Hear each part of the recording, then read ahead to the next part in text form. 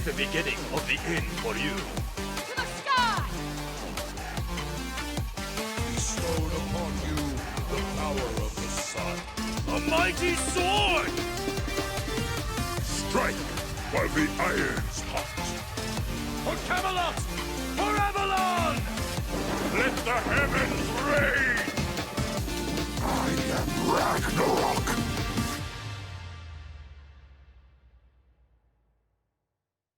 Happy Saturday, SMITE fans, and welcome back to the SMITE Pro League. We are live here with day number 2 of phase number 3, and we are officially underway on our road into Worlds. Of course, none of this made possible without our friends over at Prime Gaming. So thanks again to Prime Gaming for being our sponsor here in phase 3 and all throughout the year so far here in season 9 of the SMITE Pro League. A bunch of free games, free in-game content, free delivery, so much more, all with your Prime Gaming membership. So thanks again to Prime for being with us here in phase 3 of season 9 of the SMITE Pro League.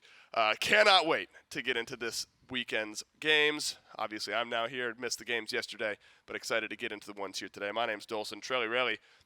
You're with me now to start off day number 2. Are you a desky boy all day today? I am a You're desky kicking boy it on all the day. desk all day today, I'll be Trelli? sitting right here in this game and then the game after that. That's right. There you go. And we're happy to have you here with us, Trelli. I couldn't do it without you, just like we couldn't do it without Prime. But, of course, Phase 3 is so important now because we are on the downhill, uphill, we're on the sprint to Worlds. All of these games matter so much. Remember, Phase 1, Phase 2, we're talking about Phase 1 playoffs. We're talking about Masters, those events being largely impacted by the standings earlier on this year. Now the standings matter to go to the SMITE World Championships, which, of course, will be live with fans in Arlington, Texas, early in 2023. So the Phase 3 playoffs, that's the first big benchmark you're looking for. The top 4 teams automatically qualify in to the World's quarterfinals with a top 4 placement in the Phase 3 playoffs. So how does that tie into just the Phase 3 regular season? You want a better seed going into the Phase 3 playoffs, make that first round matchup a bit easier for yourself. And then, of course, the SOC and the SCC teams from both EU and NA will have a chance to qualify into Worlds as well. The top 2 from those regions will move on to the SWC group stage. And then, wouldn't you guess it, the weekend just prior to Worlds, we will have that SWC group stage where our final 4 teams will qualify. So the 4 SPL teams that don't make it from Phase 3 playoffs, and then the top 2 SCC teams from both EU and NA will all battle it out over the course of one weekend. I'm thinking, Trelli, that might be, obviously, just prior to Worlds that next week, 13 through 15 in January. That group stage might be some of the most intense SMITE there is. Obviously, you're going to favor the SPL teams, but we've seen upsets before. We've seen SEC and SOC teams be very, very competitive. And think about it through the lens of we're literally playing to go play in front of fans at a venue next weekend. That January 6th through 8 group stage, I think could be some of the most intense SMITE we'll have this year. Yeah, me and Gore were just discussing it yesterday. This is where you got to leave it all on the table, right? If you were waiting to heat up, you were saying like Phase 1, Phase 2. That's right. We wanted to leave our strats until this is the time. And it is. If you're saying those are going to be the most competitive matches, then fine. I guess you can wait until then. But still, yeah, don't bother with anything until you can tune out. No, just kidding. You got to watch all of it. Want to get those top few teams moving forward. But if you're at home, you're interested in all things SMITE and all things content. Rach, our great social media manager here, put out this tweet. She is looking, and we are looking here, for some lovely people to join the SMITE game and Paladins game stream teams in 2023. Applications are now open, so go check hi-rez Rach on Twitter for more information regarding applying to that stream team. And hey, maybe we'll see you as one of the rotating streamers here at twitch.tv/SMITE game and over at twitch.tv/Paladins game as well. It's a great community. And excited to see who we get on our stream team moving forward. We already had one day of action, though, here in Phase 3 of Season 9 of the SMITE Pro League. 5 more games remain. 2 today, triple header tomorrow, as always, on Sunday. But, Trelli, today we got Jade Dragons and Solar Scarabs and Camelot Kings versus the Valhalla Valkyries. So 2 matchups. And really, it's, I think, what you just referenced, teams who talked about building something for later on in the year. Dragons and Kings are already there. The Scarabs and the Valkyries, the storyline from the players themselves and surrounding those teams have been, we'll see how they grow later in the year. So now it's time for those 2 teams specifically to show us what they've got. Yeah, we were talking about it on Waiting Room as well. The Solar Scarabs have picked up Yarkor in support, world champ MVP. Yep. They got Sanford Soccer, world champ MVP. I mean, not this year, but you get what I'm saying. This is a completely new look at the Scarabs, and if they put in the work throughout that little off break that we had, like the 6 weeks or so, they could come out completely. There's like a completely different squad than what we saw in Phase 2. And if, like I said, if they were actually, grinding it out and learning that team synergy, we've been looking to see if they have this like dedicated shot caller. Yep. They make those changes. This could be a completely different change, and this matchup could really be something special. And we'll get another look at the Solar Scarabs tomorrow. They'll be playing in our second matchup of the day on Sunday up against the Olympus Bolts. And then Dragons Kings to end the weekend. I'll take that every day of the week. And with Leviathans and Titans starting off the day, I mean, talk about a triple header of games on Sunday. Don't want to miss any of those. And then, of course, our second matchup, I think you can draw some parallels between the Scarabs and the Valhalla Valkyries, specifically with later in the year growth. Not so much with roster swaps. The Valkyries, despite having a tough first 2 phases of the year, I think themselves start to believe that there's some growth here, and fans have seen some growth. I'm excited to see what the Valkyries are able to put together. I think they're going to end up being a bit more of a wild card squad here in Phase 3 than they maybe were throughout Phase 1 and Phase 2 of this year so far. Let's talk a bit about this Solar Scarab squad, though, Trelly, because it seems like a team with so much desire to grow and to get better. And I think there are areas where this team has grown and has gotten better, but have just been bitten by the roster drama bug consistently. It's been so difficult for a squad of 5 players to stay together. Baronic, Stewart, maybe now the longest standing members of this team. If you look back to the Solar Scarabs of last year, Baronic, Stewart, and an Inbound were the 3 rather kind of core of this squad. Some changes in the jungle, some changes over in solo lane, Zapman's moving around, things like that. Now that original squad is just down to Baronic and Stewart. And to your point, you've got some great pieces placed around them with Scary D, Sanford Soccer, Yarkor, players who have been there, who have done that. They have won Worlds. And so Baronic and Stewart, a great opportunity to step up with some veteran talent around them on this roster. I think a big question, though, has to go towards Yarkor, because we've seen Yark in ADC. Right. Looked really good. Oh, yeah. Obviously, World's MVP in the solo lane. Don't need to talk about that much. Now playing support. Remember, Inbound off the team. Now Yarkor fills that support role for the squad.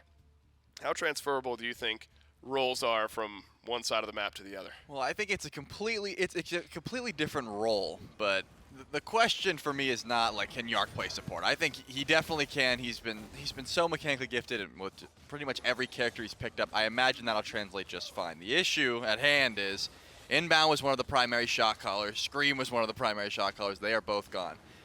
Yark is kind of a quiet guy. We've been talking about it a bit. Sanford Soccer, kind of a quiet guy. We need someone on the Solar Scarabs roster to step up and be that voice. Scary D's in the solo lane. You're not getting too much from him. He's just going to be clearing buffs and clearing waves, that sort of thing. So it's got to be Yark or Sam who's going to step up and say, hey, this is what we're doing, this is what we're going. To your point, maybe Baronic could step up in a big way as well. He's been on the team the longest. He could just be that voice that they need to listen to, but they need a dedicated voice to say, hey, this is what we're doing, this is how we're fighting, go here, invade this, that sort of thing.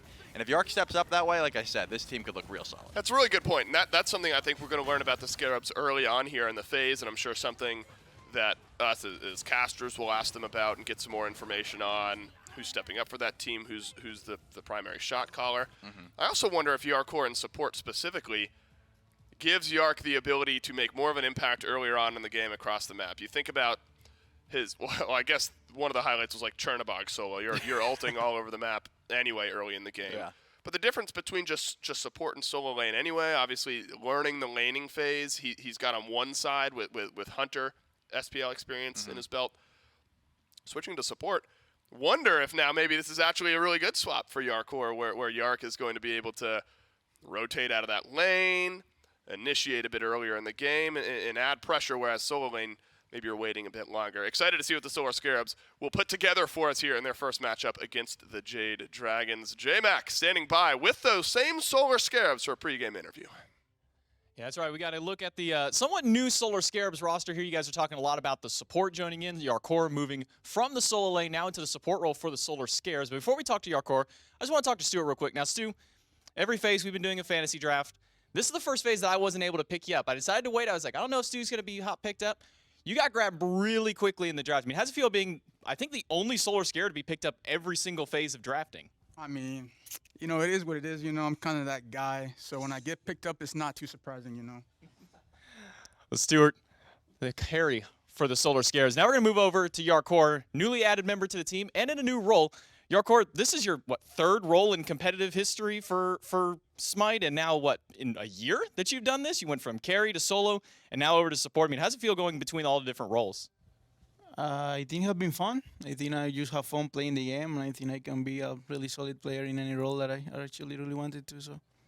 And one of the things that at least the desk was talking about, I've been hearing rumblings with the fans, is, with Inbound stepping out, he was kind of one of the big shot callers for the team. That's a role that you're having to now step into for the support role for your team?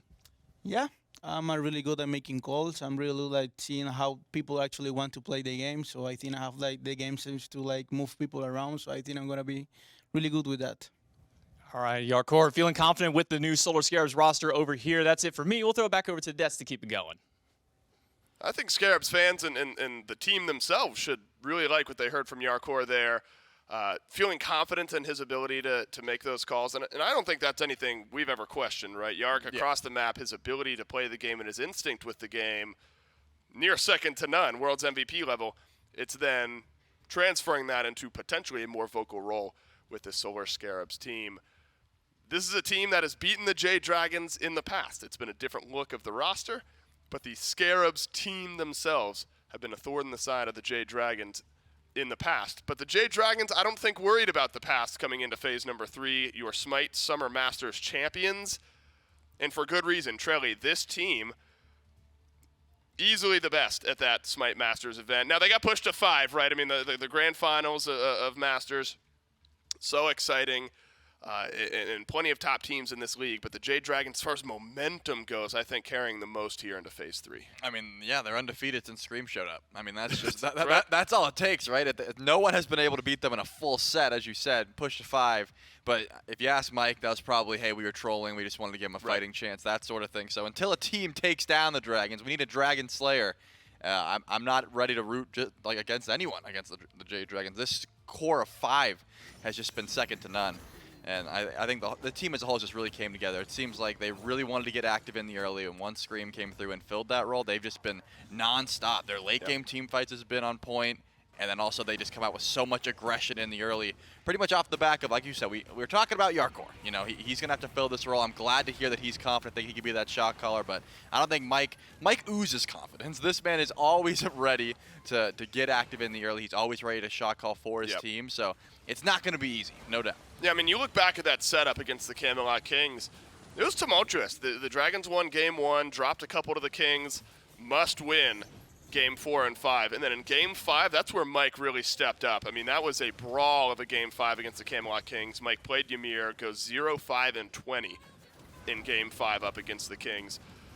and then that night, one of the most entertaining Mike streams I've ever watched, where he was doing the the LAN performance tier list, like the tournament tier list. I'll leave the names of the tiers to the imagination or Mike's VODs themselves, but it was great. Mike obviously puts himself towards the top of that tier list for good reason, and some of his teammates there as well. Centered around Pagon. Pagon actually got a real vote of confidence from Mike on his on LAN performance tier list. And so I really think that this Jade Dragons team, starting now to get glimpses of what this Ghost roster maybe felt in the past, where you're maybe starting to go into Worlds again as the favorite top squad, seed, as the top seed team. Yep. I don't think a team that'll let that build up. Now, it's a long phase, right? We're going to learn a lot about the Jade Dragons, where their growth is. Are other teams figuring out how the Dragons play? Is it all momentum-based? Did they catch lightning in a bottle? Or are the Jade Dragons just that good? Will they be that good? Will they be the top seed going into the SMITE World Championships? Lots of drama to unfold in Phase 3 of the SMITE Pro League. And it all starts now, I guess yesterday, but now also again, where the Solar Scarabs and the Jade Dragons will go to battle on the battleground on day number 2 of phase number 3. A couple bands starting to roll through. Polar Bear Mike takes one. Yark takes another. So the Yark Yamoja Already getting some respect here from the Jade Dragons. Yeah, this is all pretty run-of-the-mill from what we saw yesterday. Healers, the Guan Yu, and the Yemoja very highly prioritized. The Naja got through once, then after that was banned. And besides that, the only thing that's really stepping out to me is that AMC might get through and ESET as well. Those were like the top picks that we saw from day number 1. And it looks like the AMC isn't going to get through. So a possible ESET grab here from the Solar Scarabs. Either way, the walls have been heavily prioritized, and it's actually just trying to get Stewart on that Cupid pick. That's what they value here first. They're going to give up that ESET. We'll see if the Jade Dragons even value it, but jungle-wise, there's a lot of ways that they could go, and it looks like Pele is being hovered as well as just insta-lock that Hades, possibly for Final K in the solo lane. Wow, now I don't want to... I was looking at the last few games that Stewart's played, see where Cupid has fallen in there. Remember, it was all during Masters was the last time that we got any information on these teams, so meta maybe has changed up a little bit since then. I would say Hades and Pele for the Jade Dragons might indicate as such. Remember, this is now a Scarabs team who are trying to wipe the slate clean. Because remember, Hex Mambo, the only SEC team to make it through to the bracket round of SMITE Summer Masters, knocked out this Solar Scarabs team. Some roster changes since then, of course. And so trying to start off Phase 3, help us forget a bit of what happened during SMITE Summer Masters. And getting... I think there was like a tier play or something. Yeah, tier play. An average one at best. Yeah. It was a mediocre tier play by Deathwalker. Pushed the Hex Mambo forward. And that's what I talk. I mean, at this point, I'm going to start talking about all the drama that can unfold and who knows. If you're any of these SPL teams, you want badly to just qualify to Worlds early December, be done with it, not have to think about it for a month or so. Oh, yeah. If you're any of those bottom 4 teams, you're thinking these SEC squads are competitive.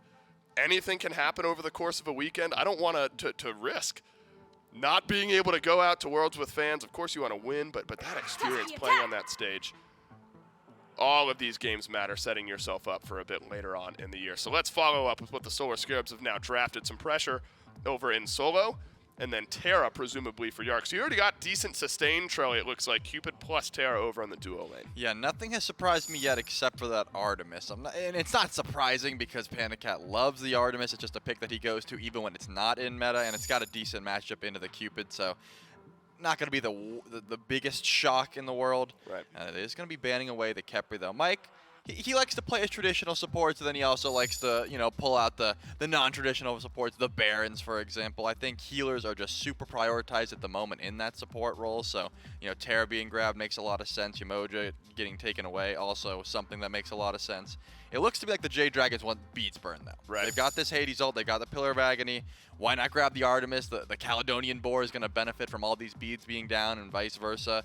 I'm looking for even more beads grabbing. Like anything that Mike can go with some hard CC is going to set them up real well for that mid game. And if I'm rewinding the Solar Scarabs, looking at some of their compositions from Masters, I think you got to do the same for the Jade Dragons. In games 4 and 5, must win grand finals up against the Camelot Kings.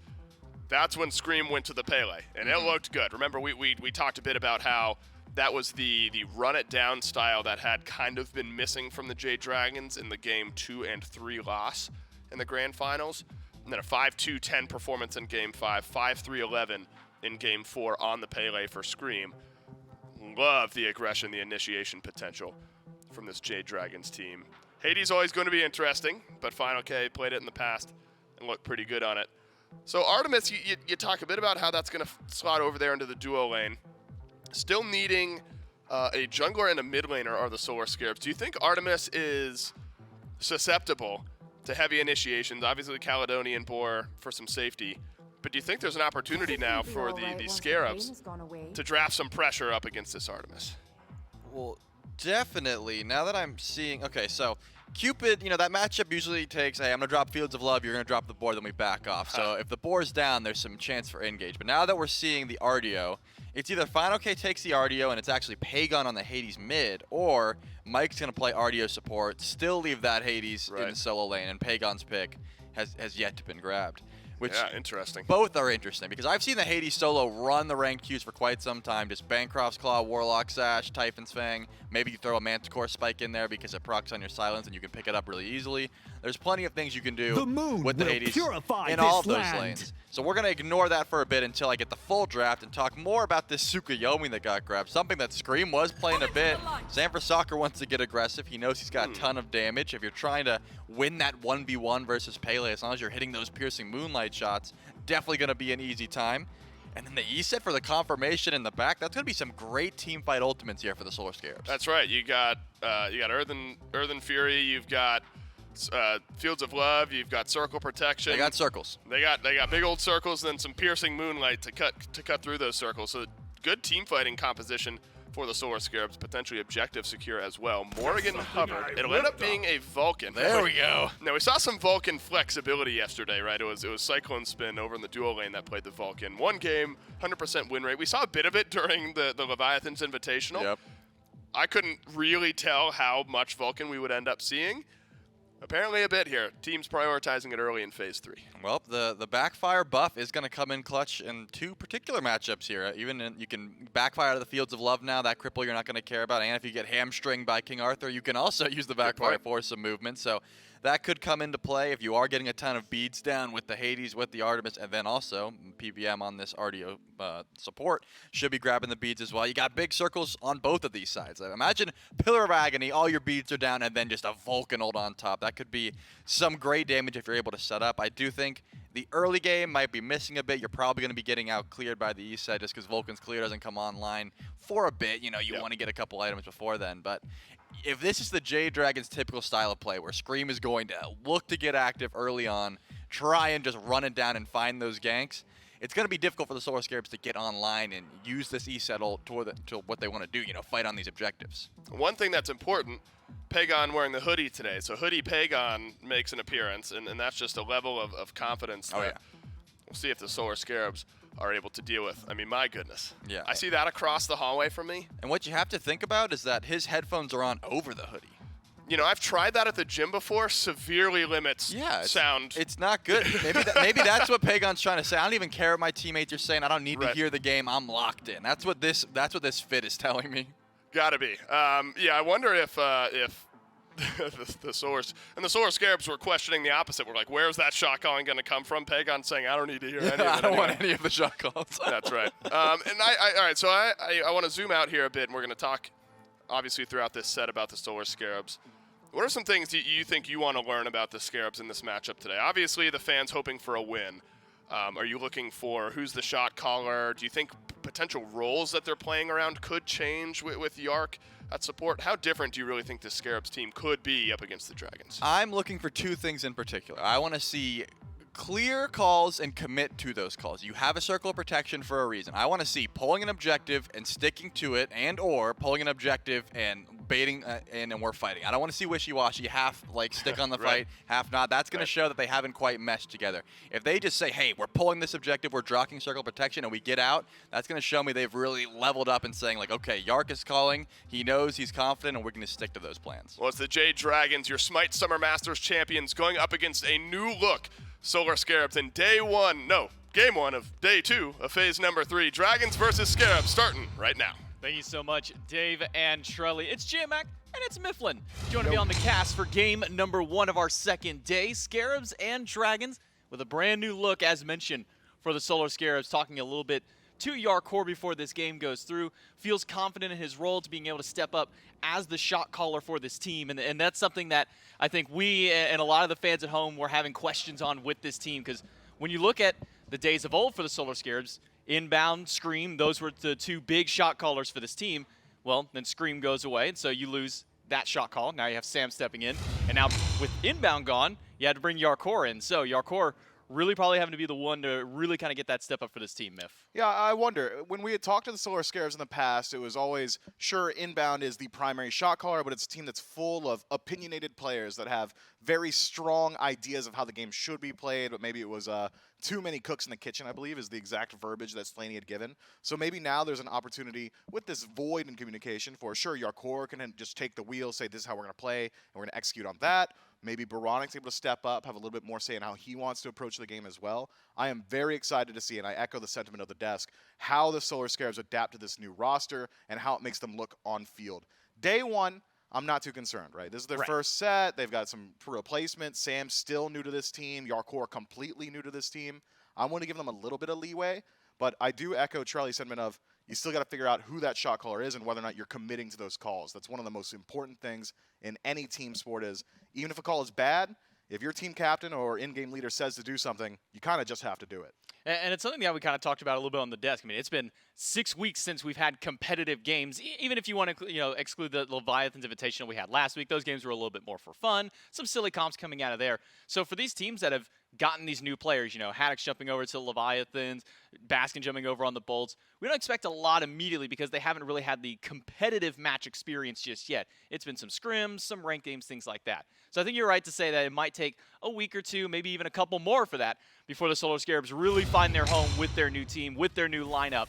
And now we're going to jump right into game number 1 and kind of see how things pan out early on. One of the things immediately noted out, we do have the triple earring start coming from 3 different players on these 2 respective teams. It just seems to be that is becoming the main start, especially for these supports. Yeah, I mean, all of those earrings have just become so powerful. And Genetics had brought up a little bit earlier on in the week that support feels very strong right now, primarily because you are not forced to go towards Thieves. In metas of the past, it's, hey, if you want to scale well into the mid game, if you want to be able to forge your relics and upgrade them early on, you need that defense stack that comes with Thieves. Nowadays, you're a little bit more flexible. You get a couple more powerful, faster items and impact the map a bit sooner as well. Seems like both the Solar Scarabs and Jade Dragon support echo that sentiment with the earring start. And I'm not going to argue against it just yet. I think that it is very adaptable. And even if you don't decide to finish out those items, the tier 1's cheap enough that you could transition. I think the one thing that might be the most interesting amongst all of these compositions is the fact that we're seeing RDO back in the dual lane. I mean, when this god first came out, we saw a little bit of solo lane. We saw a lot of support with her. In fact, it was a very hot pick at the time. I remember PBM, Neilma were kind of players that were really running this god in that role. How do you kind of feel about the RDO support in this matchup? I'll answer your question by answering broad. I think that any support that is aggressive, in your face, W key, I'm going to sit on your purple buff and make it annoying to deal with type of pick is going to work in the current meta because of the objective we're fighting over right now. I mean, the scroll, I always forget the actual verbiage. Yeah, the scepter. It looks like a scroll. It does look like a little scroll. I think that is really, really good for generating pressure out of the long lane. So players like PBM are ones that I've been wanting to get my eyes on because I thought we could be in a meta that would fit his OG Hercules. Maybe we see some more warrior-style supports, but RDO essentially plays that exact same role in that he's just going to run it down and deal a whole lot of damage. And we've been seeing now with at least the buff to Vulcan, some of his extra damage, and most importantly, his backfire getting a little bit of a buff. Not going to need the extra buff on that one. Scream needs a little more damage, but will not find it up against Baronic, able to squeak away from falling for first blood. But this is the aggressive style of play that we've known the Jade Dragons to be, that we've known Scream specifically to be able to play for these teams. Yeah, unfortunate timing on the knockups there. That's a difficult situation for the Jade Dragons. Scream really wants to chain that knockup really well with Vulcans. If Baronic is allowed to channel that Wing Gust, that's all your CC gone. Just stacks it too hard. Stewart taking a lot of damage. But once that cripple field goes away from Mike, he's able to dash himself back to safety. Yarkor will be able to drop the Monolith down and heal Stewart up. So a lot of sustain just in the dual lane of the Solar Scarabs between Yarkor's Monolith, between the hearts that Stewart drops down. Gotta imagine some anti-heal on the mind for the Jade Dragons, and like-minded at least for PBM, started with a Cursed Ankh immediately to try and deal with some of that later on. Yeah, just don't allow that healing to ring true. We saw it from the Oni Warriors. It's so hard to deal with all of the sustain that is available in the late game, especially with Fey-Blessed Hoops in the current state that they are. Not only giving you that healing, but also HP shields means that sustain really has hit a significant power spike in the most recent patches. I do like what we just saw from the Jade Dragons mid-jungle combo, though. Pagon solos Baronic's red buff, allows Scream to clear out the waves himself, so it's incredibly efficient farm. And then from there, is able to reset himself back to base. Baronic wastes time walking to his own red, force back, has to head there. It's just really, really efficient. You can see it reflected already in the experience. Both Scream and Pagon sitting comfortably at 5, Baronic trailing slightly behind. It hasn't reflected too much in the gold just yet, Ooh, about a lot 450. Less than 1,000 in the gold, a little bit more so in the XP as you highlight, separating the Dragons from the Scarabs early on. Some of this coming from the Totem of Ku, some of it coming from the small invades that have gone the way of the Jade Dragons. And I'm going to keep my eyes on this book that Final K has built first. Typically with a lot of the mages, or if we're seeing the Guardian solos get some kind of stacking item, Typically it's a Warlock staff, but it looks like he might be rushing into an early Book of Thoth instead. Yeah, Book of Thoth, a pretty decent option. Generally when I see Hades and I see a book, I'm praying that it's Polynomicon because that combo is just so potent. The fear into auto attack, such a consistent way to deal additional damage. And Hades, a god that historically has struggled in securing his own kills. Polynomicon acting as essentially just an extra spell really does help out with that a bit, but you don't want to build that super early on. The more power you can get beforehand, the more powerful that poly will be later on. So I think you're right, likely is a Book of Thoth, but I am surprised that it's not just like a Bancroft's rush. Bancroft's talent, Bancroft's claw, so incredibly strong. Lifesteal synergizes very well with Hades. I suppose he's just kind of leveraging the fact that it's unlikely that Sanford Soccer dedicates his time to rotating over towards the solo side of the map, and instead that leaves Final K in a position where he can go for a slightly slower build that'll lean itself more towards that mid to late game. Rotation early from Mike. Does have that Scepter from the dual lane, is going to try and use it to maybe get some pressure throughout the jungle. Yarkor walks up, at least sees that PBM and Scream were around the corner, and PBM will stick around, maybe try and go for a steal, but there are 3 people standing by. Don't think he's going to commit too much unless he goes in with Pagon ultimate. Oh my god. Plus the swipe are enough to secure that one, but can PBM get out is the question. Final K has rotated in, but First Blood goes over to Baronic. The piercing moonlight through the back line. Scream ults in as well. Scary D low and gone. Pagon makes it a 1-for-1 trade. Sam on the retreat, already used the Aegis, but a good use of Caltrops will slow down Final K and should spell the end of this engagement. First Blood over to Baronic, very nice, but with the Greater Scorpion spreading gold through the entire team for the Jade Dragons and the kill and return onto Scary D, I think that leaves us about exactly where we were beforehand. Experience actually dipping further in favor of the Jade Dragons. I love that play, though, from Polar Bear Mike. That is clearly something that has been practiced by this squad. The blink in to pull the Scorpion, the ultimate timing from Pagon, all so perfect. Nearly doesn't go well. PBM blinks in with the stun, hoping that he'd be able to keep the Solar Scarabs in range for the ultimate as well as the Scorpion. Doesn't exactly pan out that way, but is at least able to make sure he gets that objective. It's objective-minded for the Jade Dragons earlier on. 1-to-1 on the kills to start things out. An aggressive play, to say the least, for the Jade Dragons to try and steal away some of those Scorpions early on, to try and get those first team fights going through. And even some very early rotations from the solo laners. And this kind of, to me, talks a little bit about what they've kind of maybe been practicing in scrims is, yes, they're going for that objective-minded, but with Final K making that rotation over, forcing Scary D, might be seeing some very early rotations from solo through this game. Yeah, I mean, you could see it in the builds as well. Final K really wants to get active early on with that blink start. That's not something you pick up to get defensive, which is a little bit counter to the build. Book of Thoth, you really want to stack it up before you're getting involved in these fights. Hades has so much sustain, and with blue buff, should be able to stick around in lane enough, but the blink ultimate from Fine to lock into what was so impactful for the Jade Dragons there, and combos galore. We could see blink stuns from PBM to set up for the Earthshaker from Pagon, blink ultimates from Final K for the exact same thing, Scream, blink knockup. Timing's probably good enough that he can lock down those Vulcan ults as well. So the Solar Scarabs need to be very aware of when they need to use those beads. Scream stun. Ult from Sam for Soccer does hit a couple. Scream still living through and does find a path out. Just a little bit off the mark on a couple of those shots from Sam that could have secured the kill to Scream. But now it's Stewart in danger.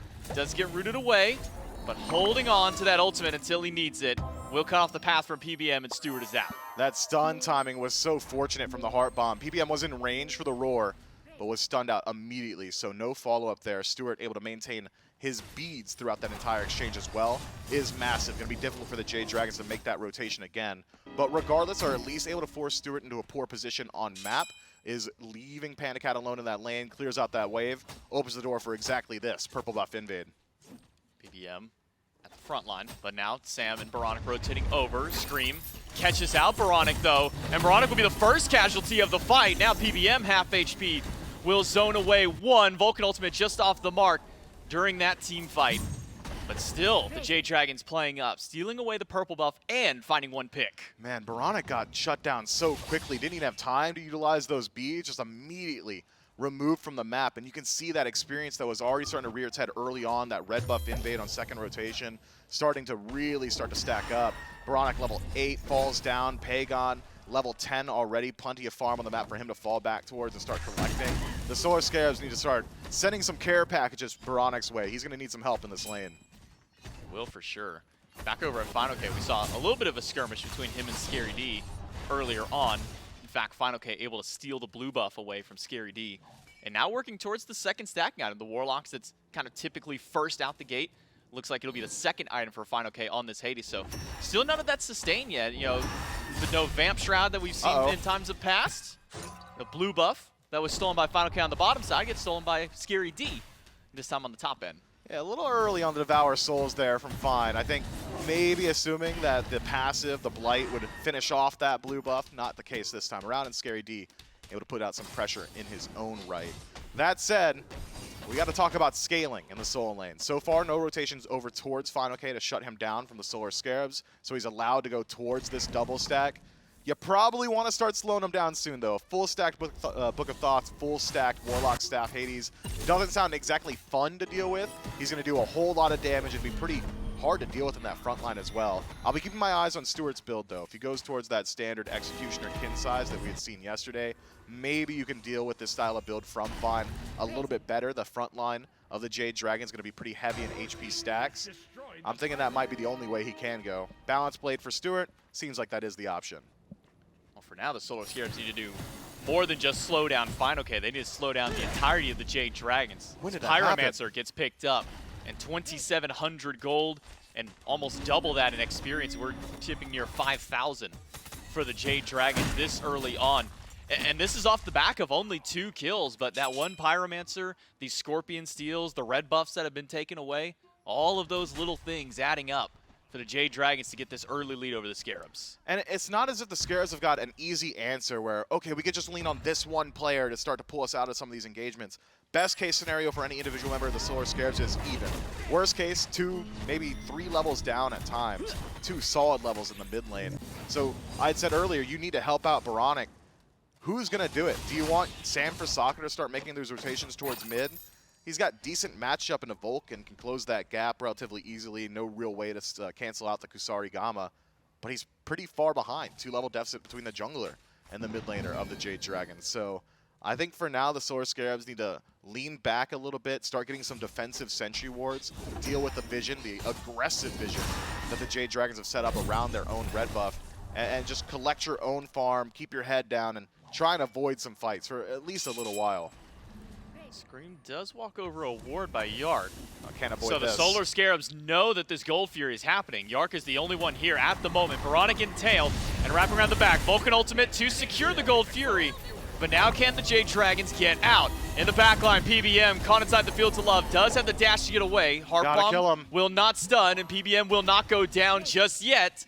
And not enough damage from Stewart. So the Jade Dragons, they get the Gold Fury. They get quite a few ultimates and expenditures out of the Scarabs, and they get out.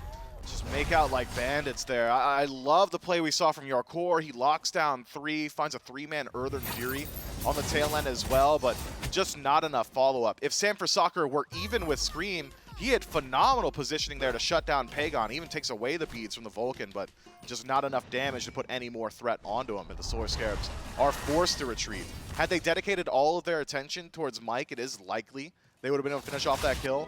Or even, again, had they been even, Mike's positioning would have gotten caught out. But the Jade Dragons are a team that are consistently so good at playing with their lead. They know where they can throw their weight around. They know where they're allowed to position aggressively. And they've done so beautifully so far. Fight around the blue buff. Scream avoids the knockup. Does eat the ultimate from Scary D. But PBM's rotation in. An ult from Sam to get into the back line. A lot of damage to Scream. And it will be enough. Now Final K locking in 2. And the ultimate from Pagon from downtown does find Scary D. Sam able to make it out. But it's a 1-for-1 trade. Jungle for solo. Blue buff still up. Pandacat wanted to get aggressive on his own. Heart Bomb should finish him off. Baronic, though, forced to use those beads at the tail end. Meanwhile, on the right-hand side, the dive continues. Final K, quarter HP. Yarkor stuck under the tower. And he is using that monolith to heal back up. Final K, a lot of damage. And the auto right after. Double kill for Final K, 1 for Pagon earlier on. A 3-for-2 trade at the end of the day for the Jade Dragons. Fortunately for the Scarabs, they're at least able to find their one pick on the left-hand side. Pandacat trying his best to 1v2 on enemy red buff. Not quite strong enough to do that one just yet. Does not get the red and also loses out on his own as well as the purple. So the Solar Scarabs, Stewart that is able to at least remain in a state of parity, I suppose, with Panda Cat. But again, with Gold Fury dead on the left-hand side of the map, next neutral objective to spawn, Pyromancer on the right, it's pretty unlikely that Stuart will get involved in that fight. I'm thinking the Jade Dragons are very happy to take their trade and their massive win on the right-hand side of the map. Tier 1 tower, a little bit of damage in the Tier 2, and positioning advantage now. Well, now for the Solar Scarabs, they're sitting at a 4,500 gold deficit, even more so in XP, as just about everybody except for Stuart is a level, even 2 levels behind in most cases there. So Mifflin, for the Solar Scarabs, I mean, where do they start drawing their line in the sand? I mean, they can't keep giving up Gold Furies, they can't keep giving up Pyromancers to the Dragons. Where do the Scarabs step up to try and slow down this momentum? If I'm the Solar Scarabs right now, and it's a really difficult call to make, but I think it might be your only winning path back in, you have to show up to this Pyromancer. You don't necessarily need to take it. You don't necessarily need to win the fight there. You just have to slow down the Jade Dragons. You need to undesync the neutral objectives on the map. You need Gold Fury and Pyro up at the same time so that you have the option to at least split objectives. Keep your head above water for a little while and try and extend this match as long as possible. The Jade Dragons, on the other hand, their decision-making process from here is very clear. Keep this pace, keep it breakneck, try and absolutely blitzkrieg the Solar Scarabs and make sure that they have to show up to everything on time. So long as the Jade Dragons are capable of dictating the pace on the map, the Solar Scarabs are going to continually be led around by the nose. So just get to this Pyro and make sure the Jade Dragons have to dedicate at least a little bit of time to it. Ultimate from Pagon. The damage is good for the Dragons, so the Pyromancer goes down. Scarabs unable to stop that, and unable to continue the push as well. Scary D not willing to jump into the middle of 3 with Yarkor so far away. So now it's up to the Solar Scarabs to step up to the Gold Fury. Stop this one. There's only about a minute separating those 2 objectives whenever they went down. And the Vision is in control of the Scarabs. If I'm the Scarabs, I'm praying that the Jade Dragons dedicate numbers to this Gold Fury. You still have an E set. It's not the highest DPS on the planet, but this composition with the Solar Scarabs is capable of sneaking a Fire Giant. Sam in danger. A lot of damage from Scream. The lockdown from Mike means there's absolutely nowhere for the Tsukuyomi to go. Stuart, though, wrapping around the fight, drops the Fields of Love, and will get the beads away from Scream. Still a lot of damage over towards this jungler, and PBM is unfazed in the backline, fighting against 2 different players. Fine, okay, able to stop both Scary D and Baronic from rotating through. So Mike, even though he uses his dash on Tier 2 tower line, not really under any threat, and is able to take away a bit of that Obelisk offerings. Seems like the Jade Dragons just going to keep up their pressure here. Fine, okay, finds Yikes. the fear, gets the beads, and the ultimate from Panda Cat will seal the deal. Stewart is gone. Yarkor might as well be gone as well. route. Dashes Good in stun. to the Cribble Field. The stun is nice, but it's not good enough. Pagon finds the killing blow. And the Jade Dragons with 8 kills, a Tier 1 tower.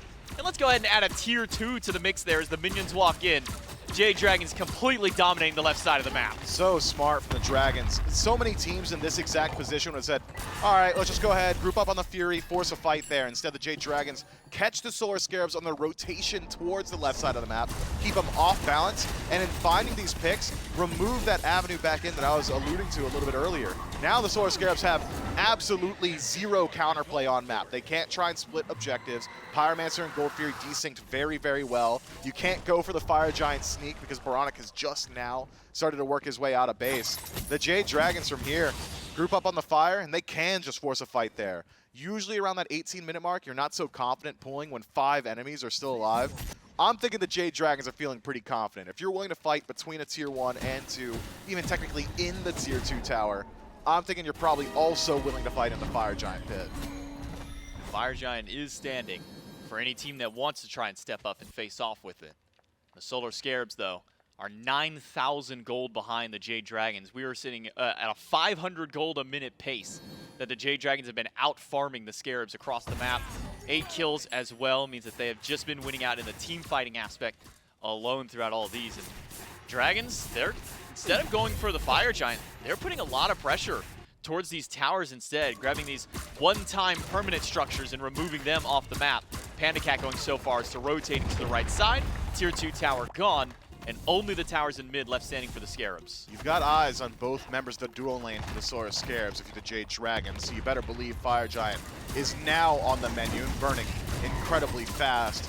No rotation in from the Solar Scarabs. Can't argue against it particularly. Sure, Circle Protection is the best secure in the game, but you need to have that ultimate set up beforehand to utilize it. It's not one of the best steals. So the Solar Scarabs try to make the best of a bad situation, strip away a tier 1 and half of a tier 2. Would have loved to have got a little bit more gold. But they need to get back to base quick. The Jade Dragons already knocking on the door. Every member of the Scarabs has gone back to base. So a 5v5 under the Phoenix. An ultimate from Pagon from the Blink. Stewart is gone. The damage is just too great for the carry to handle. Sam for Soccer also low in the back. Scary D can't stick around in this fight. It's only Yarkor to defend up against the Bird for now, which will not stand for much longer. The Jade Dragons, this is play that we haven't seen in such a long time. Pagon trusting his teammate to fire out and find that CC so he can land that ultimate easy. And just take into account the timing of it. We were within 10 seconds of Stewart's beads coming back up. The Jade Dragons knew the exact timer there. That reminds me of OG, just put the beads timer in the chat. We've got until this amount of time to absolutely shut him down. Blink forward from PBM, finds the stun. Pagon puts out 1,100 damage with his ultimate. Stewart never stood a chance. At least his beads are back up. Won't happen to him again for the first one. You know, maybe do it twice and it'll catch him the second time. No Aegis as well. He elected to go towards the Shell.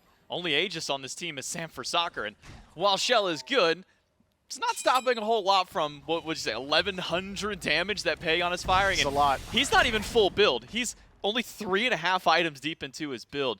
So for the Solar Scares, I mean, we got, I guess, kind of a taste of how their defense looks over on the right-hand side. Did we? Didn't really look too great so far. They got crushed before they even put their hands up, man.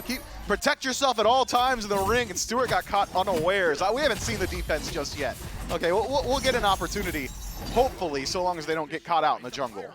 Pyromancer does go to the Jade Dragon. So now for the Solar Scarabs, when we do finally get a look at that defense, I mean, how does it look to try and deal with the Jade Dragons? I mean, you've got this long-range damage from Pagon that's somewhat easy to avoid so long as you're paying attention to it, but with this initiation that we've seen, I mean, how do the Scarabs deal with Mike or Final K from being able to get away? Well, to keep with the boxing analogies, there are weight classes for a reason. The weight class equivalent in SMITE is the amount of gold you have in your pocket.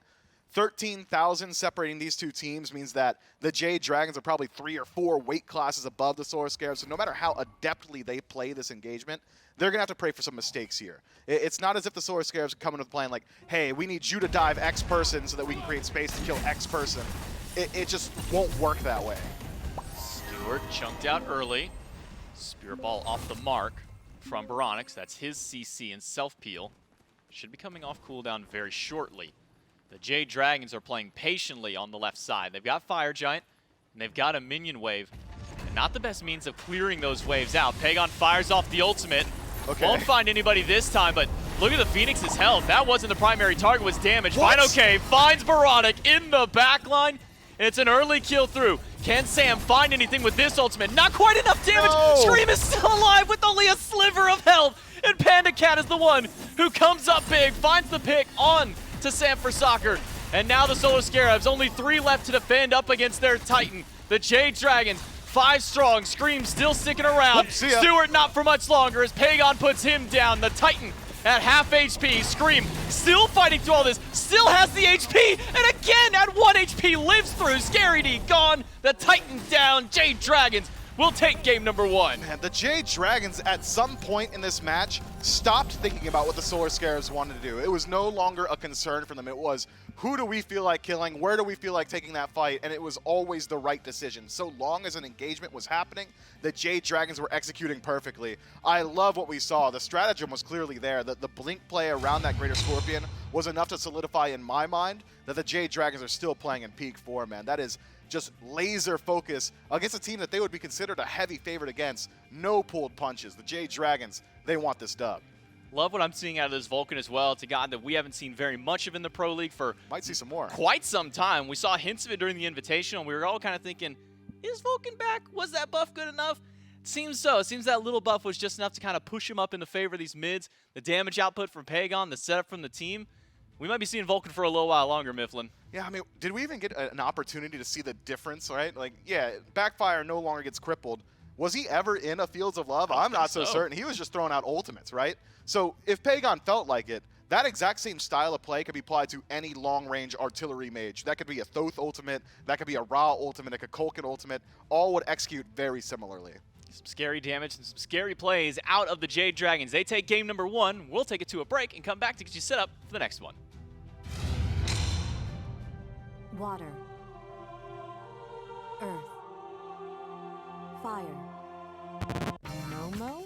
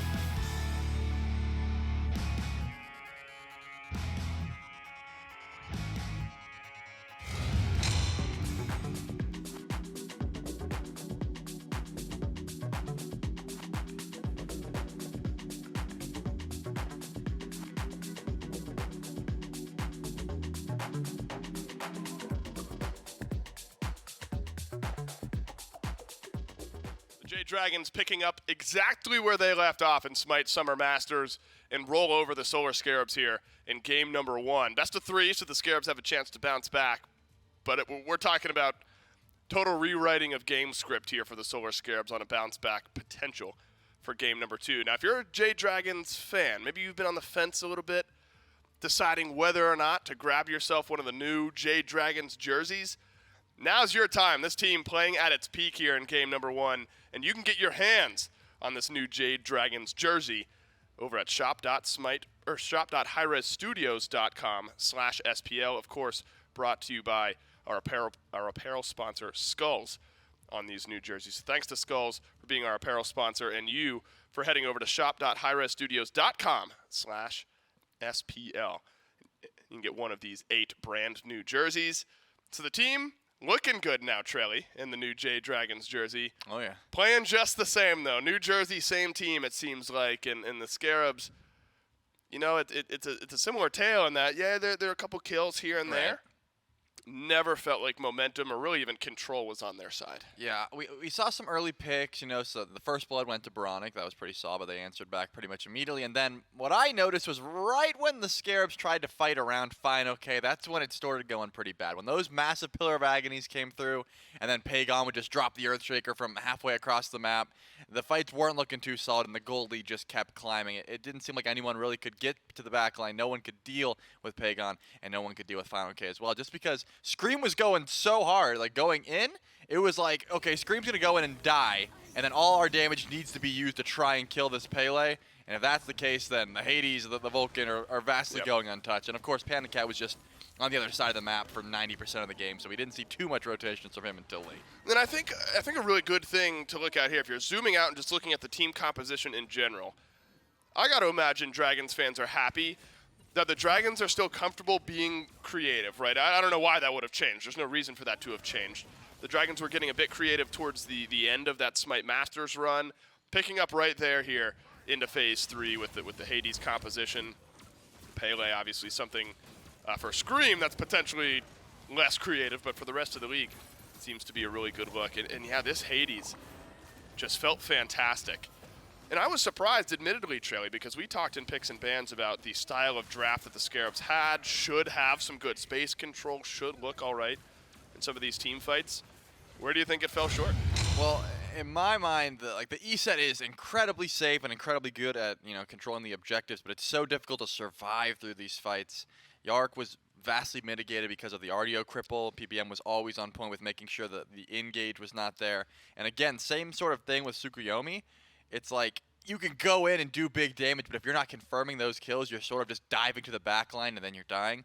The draft itself didn't work too well from behind, and when the Solar Scarabs were getting a couple picks early on, they found some fights, but it just started getting further and further. No one could really deal with Fine OK, and again, Pagon just went vastly untouched in the back line. So I think the draft could have worked if they came out swinging, but it just didn't hit. Well, you know, we always say, give yourself a chance coming out of the draft. I think that the Scarabs did that. Of course. It was a fine team composition.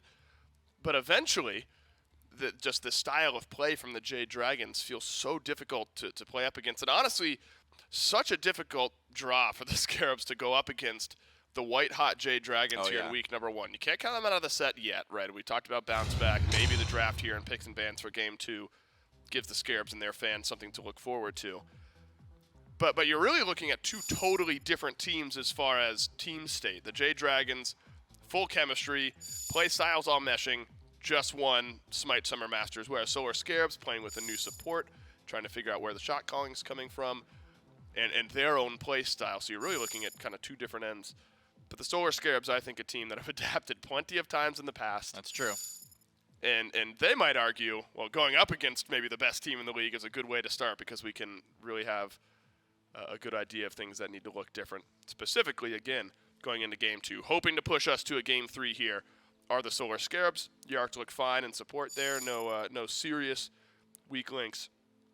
Maybe just a bit of game planning from the Solar Scarabs. So let's take a look at where the bans lie now. Pele taken away from Scream on the Jade Dragon. So it was 3 back-to-back pro games for Scream. 2 at the end of Smite Summer Masters, and then game 1 here in Phase 3 that were all on the Pele. So what else does Scream have in that back pocket? Naja apparently the answer. 80% pick ban rate on the Naja Trelly. 2 games played, 0% win rate. Are we bought into Naja stock? Well, I think that Naja has definitely risen up in a big way, but I still find myself when Final K tweeted out something along the lines of, Naja is the best god in the game now, and we're really giving it to the 4th worst Naja on our team. Saying who Scream. tweeted that? Final K said that Final K Scream is said, the 4th worst Naja, just making a joke. So but Final K is one of the 3 that are better. Yeah, I remember saying, like, who who's do you think the it is? worst then? He's like, nah, you're right. Scream probably is the worst. So Scream is So the worst everyone's better. Naja on their team. Jokingly, of course, from Final course. K. Point There you being, go, Mike. This pick is extremely strong in the meta, and it's still going to bring them lots of success. That's the plan anyways. Do you think that's weird for Mike, having himself on the main stage, right in there behind him? Do you think that's obviously he seems unfazed by it, but Do you remember the Matthew McConaughey Oscar speech where he won and then he said that his hero was himself 10 years Himself from 10 now? years later. That's Mike right there. He's like, I made it. Don't worry. that Mike in the background picture, that Mike's hero is the one that's currently sitting in the player and that's by what he's that logic, right? That's what he's And thinking. this current Mike's hero is the one that'll be on the world stage, we assume, Of barring course. a meltdown from the Jade Dragons here in a couple of months. I gotta think There's the it's pretty cool to spirit. have one of your iconic entrances to SMITE Worlds hanging out behind you while you're playing the game, and what we assume to be one of the great future and obviously current SPL players sitting right in front of it now, and Pagan has slotted into this team so well for the rest of the Jade Dragons. AMC plus Baron.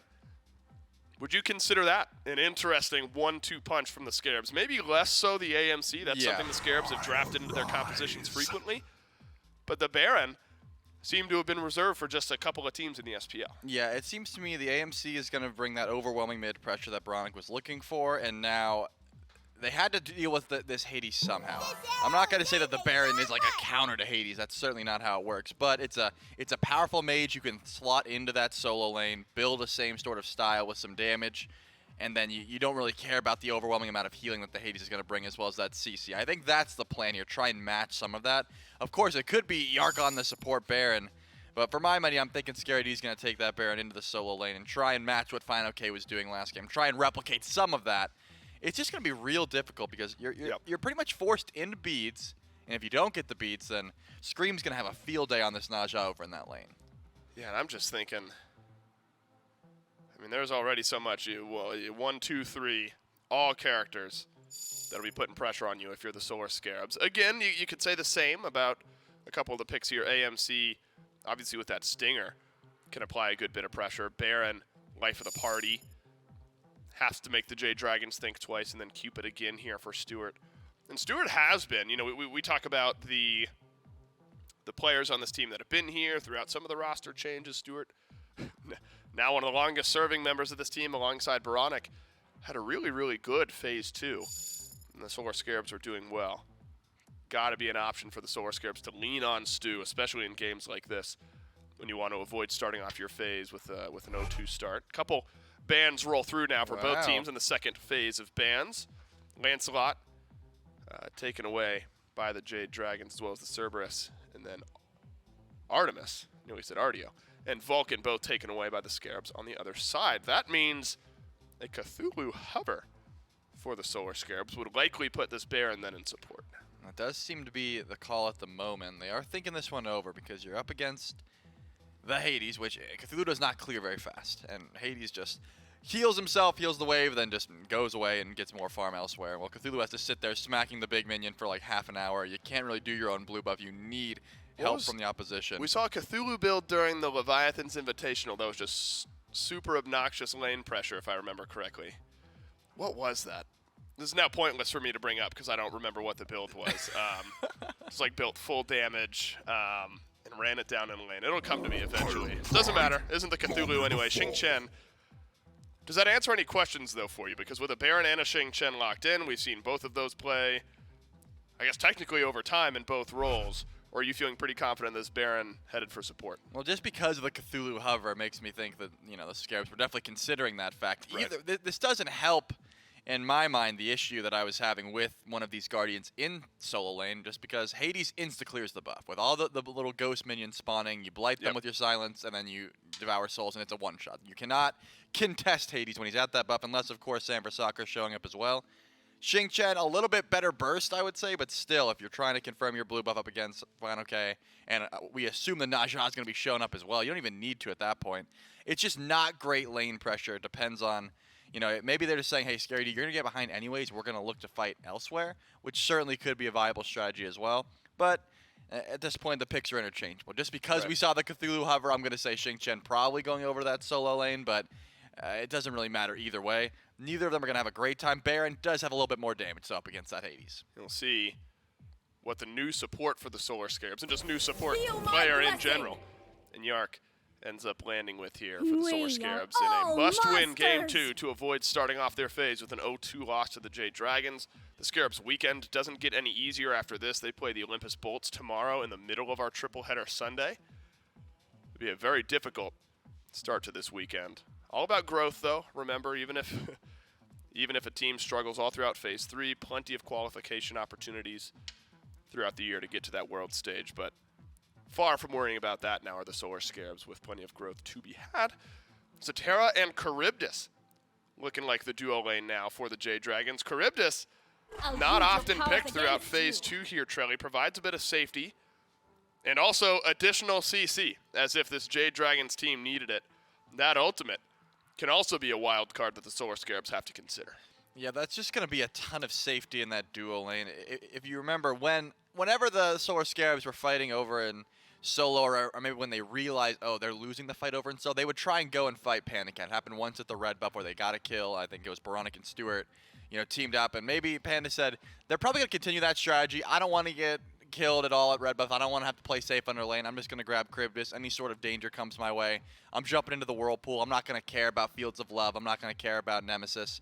That sort of thing. Just drafting overwhelming safety. But I do like what the Scarabs have done here, because it is an extremely tanky comp you're up against. You know, the Atlas, the Terra are going to be hard to shred through, as well as the fact that Naja is going to get some extra protections with that Windfire wheels as well. So now they've got some protection shred from the AMC, and then also from that net. Maybe that's the way they're trying to deal with the tank stats that the Jade Dragons are going to have. What do you think what are the Jade Dragons mimicking in there? Have you been watching the player? I know you were. I was locked into my analysis. Yeah. There was a couple one-handed, kind of open grasps in the air going on. Were there. they being little teapots? That's what J-Mac and Miff seem to think. The hand was facing the wrong way, though. It was a palm in from a couple of the players. The teapot is one of these, you know? Right. So it was like, that's like an Arnold pose, isn't it? I don't remember at this point. The Arnold pose is double flex, but then you kind of turn your yeah, back. Good call. See, Dave would know. I'm not strong. Yeah, why don't I just go ahead and... No, that... Did you bonk? Yeah, that was a bonk. Okay, gotcha. So Jade Dragon Solar Scarabs here, Trelly. Let's take a look at these compositions. Similar mindset you have to imagine from the Jade Dragons here. A lot of it centered around that Hades, and then great follow-up with Scream and the rest of that team. Do you think the Solar Scarabs, I know you expressed some concerns early in the Scarabs draft. Did those concerns feel remedied with the final couple of picks up against the Jade Dragons comp? I mean, I can't believe I didn't even realize this sooner. This is double Guardian Hades, so maybe that Hades isn't even going over to Final K anymore. It's possible that it's Terra or Atlas solo, and then Pagon Gotta gets be, right? whatever. Yeah, I didn't even think about that because we were so locked into what the Scarabs were doing. Terra mid. Could be the Terra mid. His brother played it. Yeah. Didn't look too good, but it's certainly a possibility.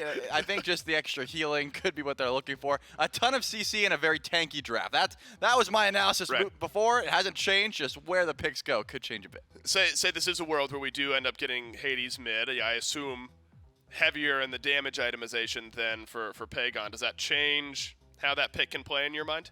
It doesn't change too much. I think Final K double stacked, which is pretty much the run-of-the-mill build you're going to go for anyways. Just big damage and make sure you're hitting those ults set up for the team. Solar Scarabs, they've beaten the Dragons in the past. Can they push us to a Game 3 here? In Game number 2, we'll go over to our handsome caster duo to give us the answer. Well, thank you so much, Dave. And yeah, the Solar Scarabs are a team that are known to taking us to 3-game sets. 3 games. We'll see if they can do it here up against the Jade Dragons, but they got to start right here in game number 2, going against this tankier lineup that the Jade Dragons have drafted up. Terra, Atlas, and Hades will be the draft up there. but it's not even going to be what we... is that a Naja mid I'm staring at right now? All right, that's not even the worst of it. Atlas jungle yeah. out of Scream. Yeah, I don't know, man. I'm so sick of having to carry this casting team because it was so clear to anyone who's been following the SMITE scene over the last couple of weeks that that's exactly. I didn't want to steal where your these guys thunder. were I don't going. want to steal your thunder. Oh, so you knew? Yeah. You were feigning. You were feigning ignorance, man. Just look at that. I saw the Naja mid coming a mile away. Yeah, everyone did. It's one of the best matchups in the AMC, obviously. Clearly.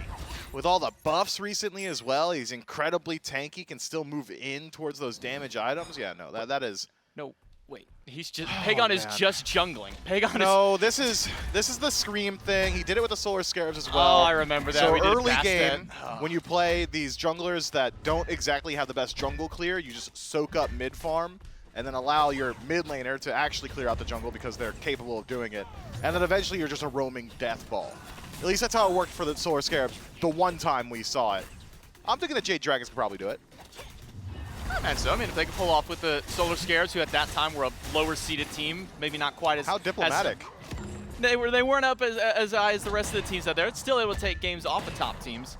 We'll now see if they can do that with the top team in the league, with the Jade Dragons, at least at the end of Phase 2.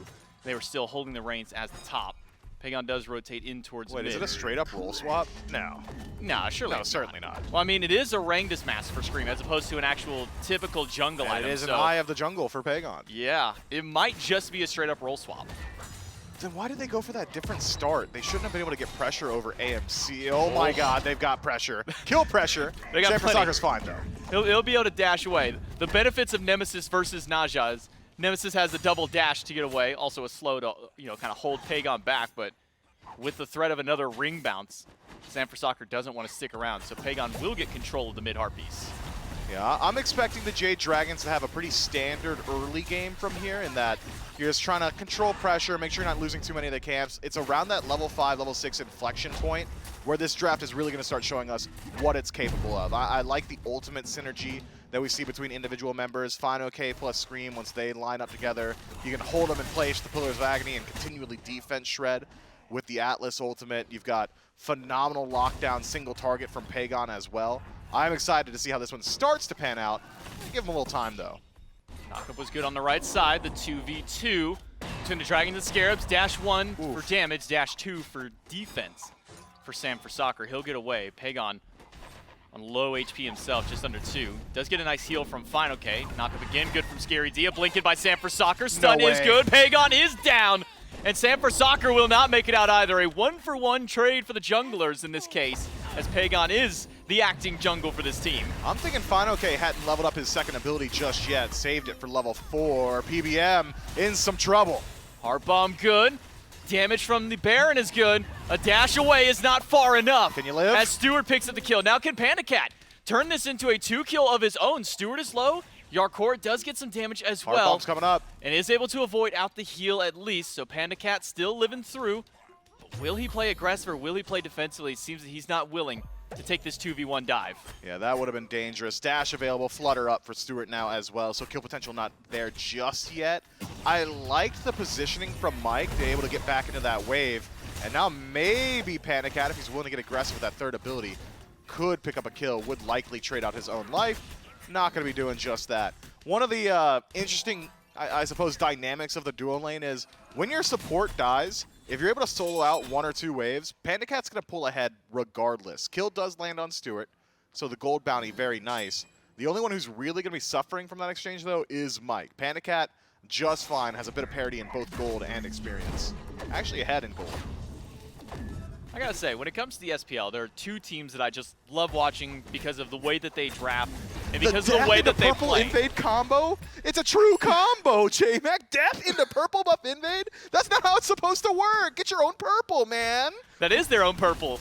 As of now, I suppose. They claimed it as their own. They've stuck their banner in the sand and said, "This is now our purple buff." But like I was saying, the 2 teams I love watching so much in the SPL are the Jade Dragons and the Tartarus Titans. It's because they're 2 teams that are not afraid to do these weirder compositions. We see a little bit from the Leviathans, mostly from Zapman, who's been going some of these mage ADCs. But these are 2 teams, the Titans and the Dragons, that love experimenting, love doing these weird things. More often than not, it has been paying off. I'll say that The Jade Dragons, I think, more in line with weird compositions, right? Nobody else is running the Atlas Jungle Naja mid. The Tartarus Titans, their weirdness per se is Cyclone Spin doesn't feel like playing Hunter, so he's going to lock in a Warrior. And Paul loves to play healers because it riles up all of Twitter. I'm not sure I'd say that's necessarily on the weirdness scale, but it is certainly unique. Oh, that would have been so cool if that Atlas ult would have stolen the Scorpion away from the Solar Scarabs. And because it is a damage Atlas, that ult is going to be hitting quite a bit harder than it normally would. I've actually run a full damage Atlas before, and I think with extra procs from, I think it was like Conduit Gem that I had at the time, I think I ended up doing like 500 or 600 damage with the fire of the beam onto somebody. It can do a lot, but of course, you got to build that kind of power to get there. With the wrong dismass, it's definitely the option that Scream's going towards. Doug, can we get a look at Scream's level priority right now? Generally, when we see damage Atlas, it's the third ability that's maxed out instead. Going towards that Astrolabe in the first slot, I think that does pretty decent damage. Doesn't scale as hard as the dash, but I suppose probably concerned about his ability to actually use Kinetic Charge, considering he's laning against one of the strongest cripples in the game, and already being relatively squishy, you probably want to play a little bit further back and safely. So maxing out that first will allow him to clear the wave consistently and start stacking up that Warlocks. And has already got it going through. 9 stacks on it. Opposition Baronic going for a Transcendent, so stacks in the mid lane and stacks in the solo. So once again, Final K is going for Book of Thoth versus the Warlocks out of Scary D. So stacking seems to be the name of the game, at least in the mid lane and in the solo lane. But Panda Cat, maybe a little bit more interesting, has strayed away from the Transcendence right out the gate and has gone towards his kin size. Yeah, that is an interesting start. I'm not certain who he's looking to utilize that against. Great jump from Scary D to avoid the sash from Pagon. If that connects, Scary D just about dead to rights, had no way to deal with the Windfire wheels. But kin size rush, it's fine on Charybdis because of her auto chain being so fast, but you're losing a lot of power. Baronic gets pulled back into the ultimate. Not quite enough damage to find the kill. Coffin for Yarkor doesn't pull anybody back in just yet. And miraculously, nobody on either team goes down during the 3v3 fight in mid. But Pagon still hunting, still has that ultimate available, but maybe a little too much poke for him to want to commit. Red buff still up. Scream healthy as well nearby. Baronic on death's door, needs to play cognizant of the Jade Dragon's aggression here. Pagon's on the hunt. Root by PBM, stun in the back on a Baronic, a blink in the back line as well, but doesn't find anything there. Instead, a Field to Love onto Mike, and he should be a dead to rights in the midst of all of them. Sam for Soccer, the one to grab the kill. 3 up for the Solar Scarabs, but even still, with 3 kills to their name, the Golden Experience are dead even. Yeah, I wonder what the communication was like there for the Jade Dragons. Mike actually connects the stun onto Baronic. I was certain that Pagon was going to try and go immediately there, but instead tries to avoid the heal from Yarkor, uses the sash point blank, does avoid the heal, so it doesn't allow Baronic any additional HP to play with, but instead sacrifices his support. The Jade Dragons have always been a team that are willing and likely to play with confidence, regardless of the actual game state. 1-3 as it is now, slightly behind in gold, but as you said, closer to even than anything else. I'm thinking the Jade Dragons aren't looking at the top of their screens. They're not concerned about that. Wouldn't be surprised if none of these guys press tab this game. They're going to keep playing as if they're ahead until they get ahead or lose. Pagon just tipped over to level 8. Sam for Soccer was there a little bit faster, so at least in the jungle department. Crit. Yeah, that's early on. Though I guess Eye of the Jungle does give a lot of extra benefits to that, the bonus damage you get, at least in the jungle there. But even 2 levels down. But even still, that's a lot of damage for an early game crit. It really is. I mean, you're not going to see the exact same numbers once he uses it up against gods. Eye of the Jungle giving you the bonuses against jungle bosses does leave you in that situation. I'm curious, though. This weird lane role swap, pseudo role swap between Scream and Pagon so far has panned out individually for 1 or 2 members. I suppose with Scream acting as primary mid laner this game, it's more apt to compare him to Baronic, as Scary D just gets soloed inside of his tower. Final K showing why Hades had so much relevance put on his pick and so many bans earlier this weekend. So maybe even in mid. Pagon not going to go for the ultimate until that shield wears off.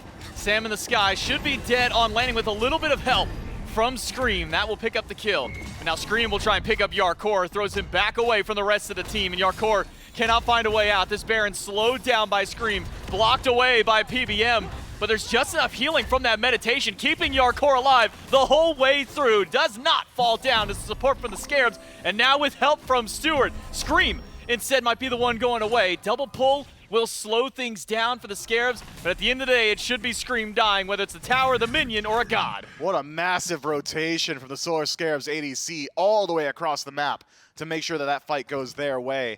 That said, Pagon fully disengages, doesn't help out Scream whatsoever. PBM generally does the same there. Maybe the Jade Dragons, had they stuck together, could have kept that fight rolling. But not a super valuable fight to take regardless, and with Final K getting the solo kill over Scary D, I'd argue at the end of the day still does go in favor of the Jade Dragons. I'm liking what we're seeing. It's, again, just that confidence play across the entirety of the map. We're not going to see too much objective play from the Jade Dragons. Their composition and individual gods that they could be using for objective DPS haven't really itemized for it. Looking at you, Panda Cat, now moving down that charged bow tree. I'm thinking we're going to see a whole lot more fighting before anybody starts to move in towards a gold or a pyro. I wonder what the rest of the build path is going to be. Actually, Scream leveling up the second ability immediately after the first.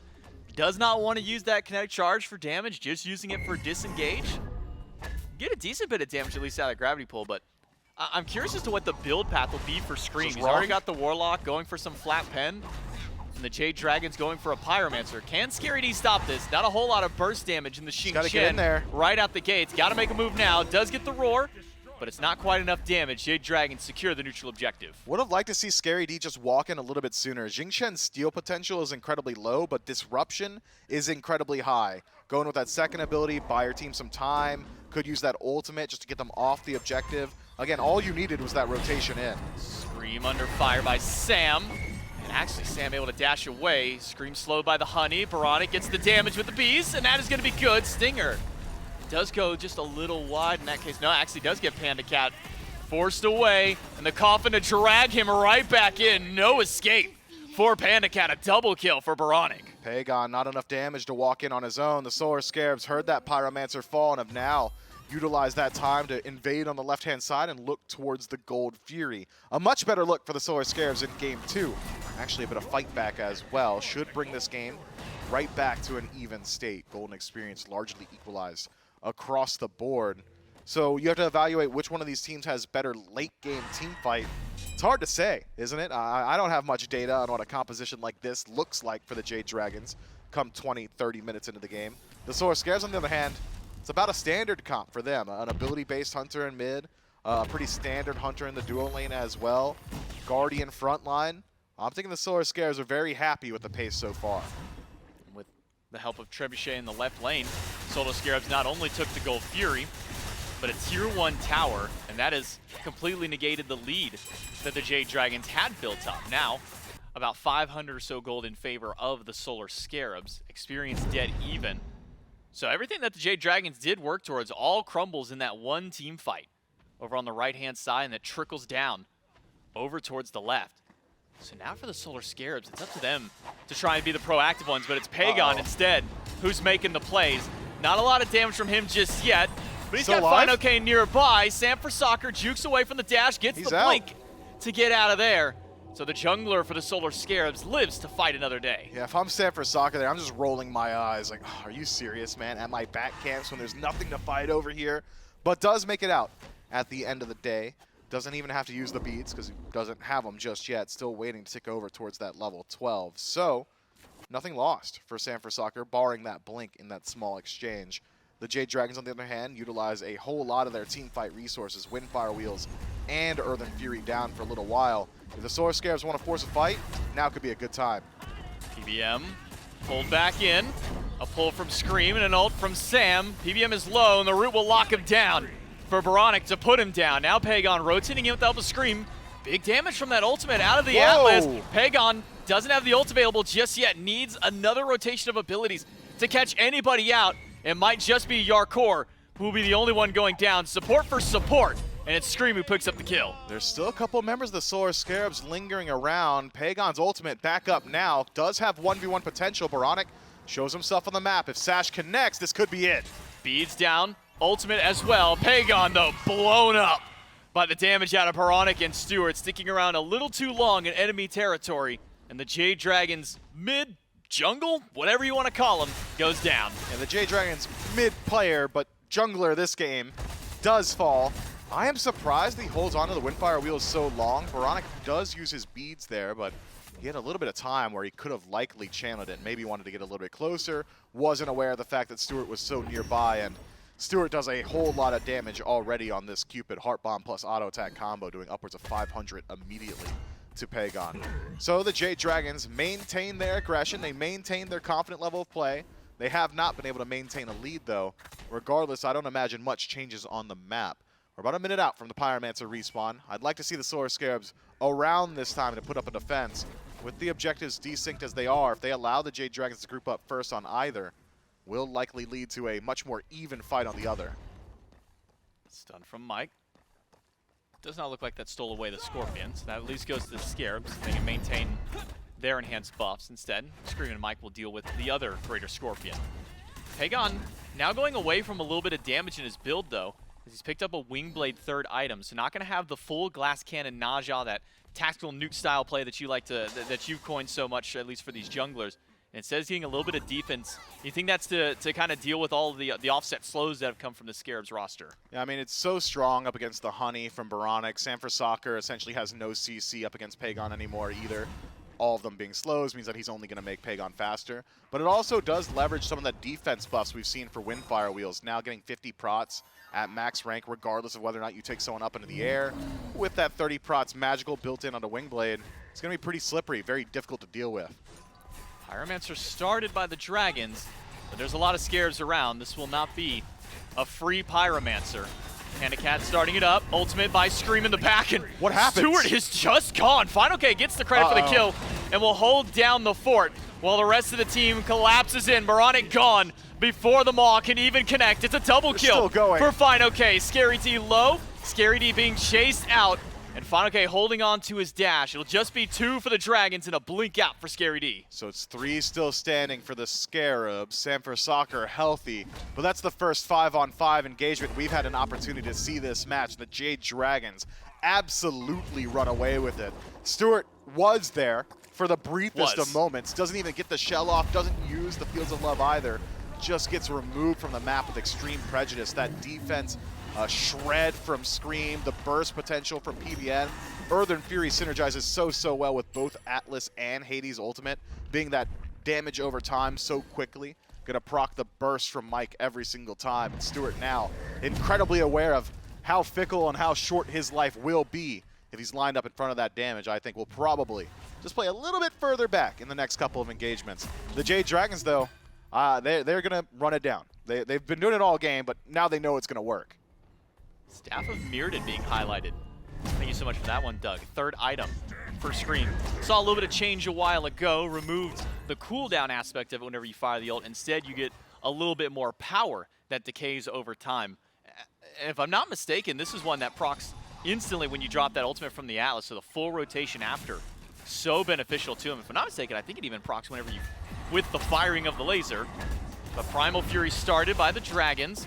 We'll see that ultimate put to use by Scream right now as the Primal Fury taking damage. Not a whole lot, though. Hasn't been bursted away. Everybody. Final K is in trouble in the backline, though. Stewart finds the kill on the solo laner. Pagon also low, and Sam will have to dash his way out of the fight. The Honey will force the beads from Scream and might force a little bit more. Pagon wants action, but he's a little too low to stick around. Fight was looking good for the Solar Scarabs until that triple root from Mike stops them in their tracks. Final K does fall, though, and the Solar Scarabs relatively healthy, 5 seconds away from that Cloak the Ascetic coming up, could resustain in the jungle. Looks like they want to go for that Fire Giant power play immediately. Jade Dragons have already reset and are very close by. Fire Giant not burning so fast that the Dragons won't have an opportunity to rotate in. Scream doesn't have ult to steal. Pagon doesn't have ult either. But Fire Giant still standing through. Pagon finds the stash. Solar Scarabs get the Fire Giant, but can they get out of the fight? Instead, it's Mike in danger as he's walked into 5. And he's realized that he might not be tanky enough to face Tank 5 this early on. Solar Scarabs get the objective, and they get a kill. The healing from Yarkor there, not only from abilities, but from that meditation as well, just made it so difficult for the Jade Dragons to commit to that engagement. Phenomenal play from the Solar Scarabs, though. The decision-making process, so clean, so quick. They immediately after the pick rotate over towards the Fire Giant, weren't concerned about the fact that the Jade Dragon showed up. There was never any confusion on what the decision-making process was. It was, we want the Fire Giant. We'll get out if we have to afterward. Realize that Mike is nearby. Shut him down.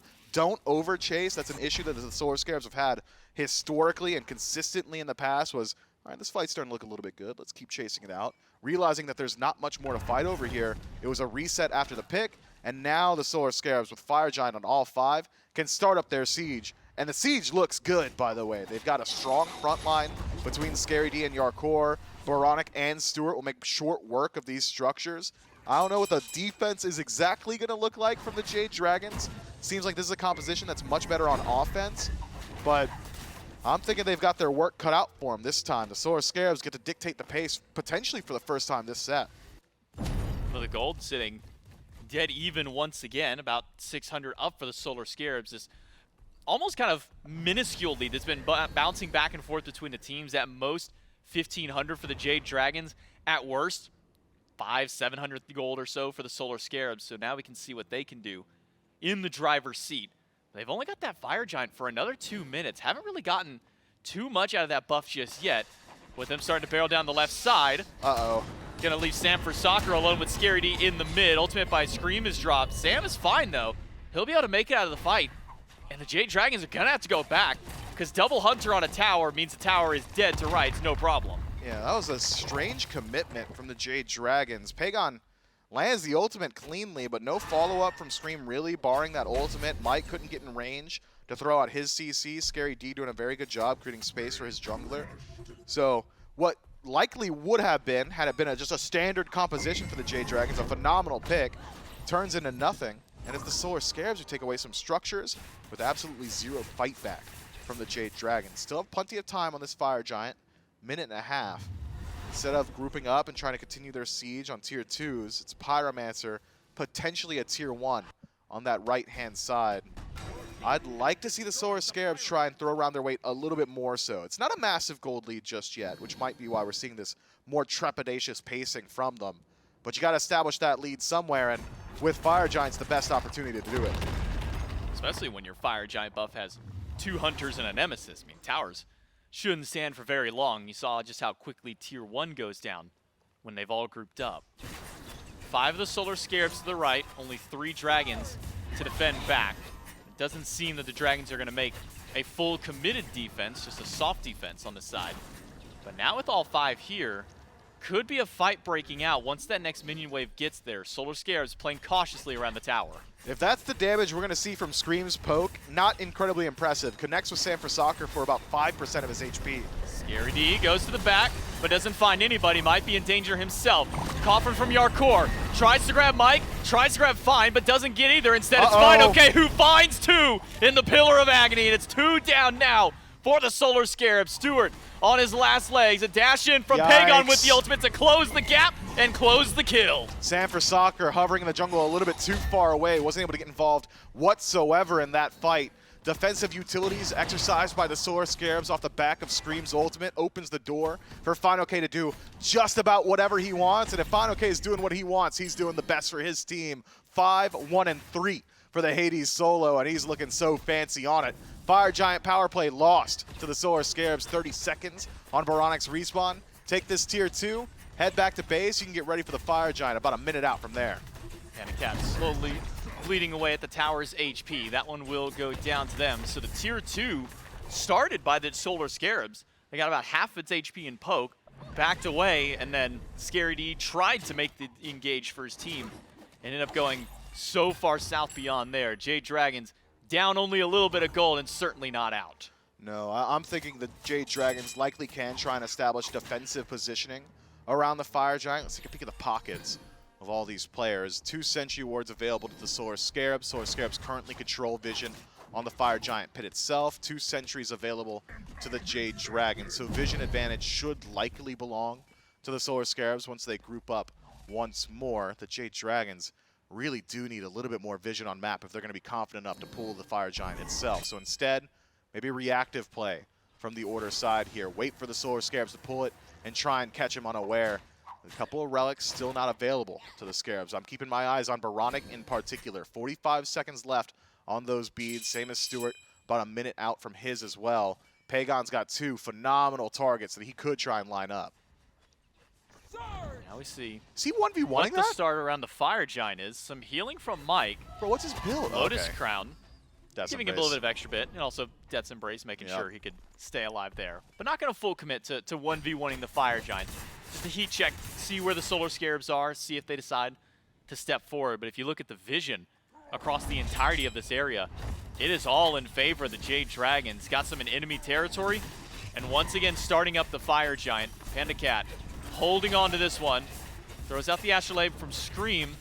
Solar Scarabs, only Scary D here to respond so far. Fire Giant has been slowly whittling away to the damage from Panda Cat, and Panda Cat alone. Fine, okay. Ults immediately because he needs some help, but he doesn't get enough of it. Stewart picks up the first kill in the fight. Coffin from Yarkor drags Mike into the rest of the team, but Panda Cat drags out a kill of his own. Double kill for Stewart as he finds PBM. The front line of the Dragons are gone, and I've got to say, they got to turn tail and run, but they go right back to the fire. We saw the death of the purple buff combo. How about a lost team fight in the Fire Giant combo? Solar Scarab still hovering nearby. Scary D and Baronic at half. Screams going in. Finds the damage on Baronic, needs a little more, and does grab it. The Atlas picks up a kill for the Dragons. The Fire Giant has been leashed, and with Sam for Soccer now back in the wings, the Solar Scarabs can finally push the Dragons back away from this Fire Giant. Sam for Soccer halfway back to his ultimate. Needs that if he wants to chase out anybody from the Jade Dragons. 3 strong. Scream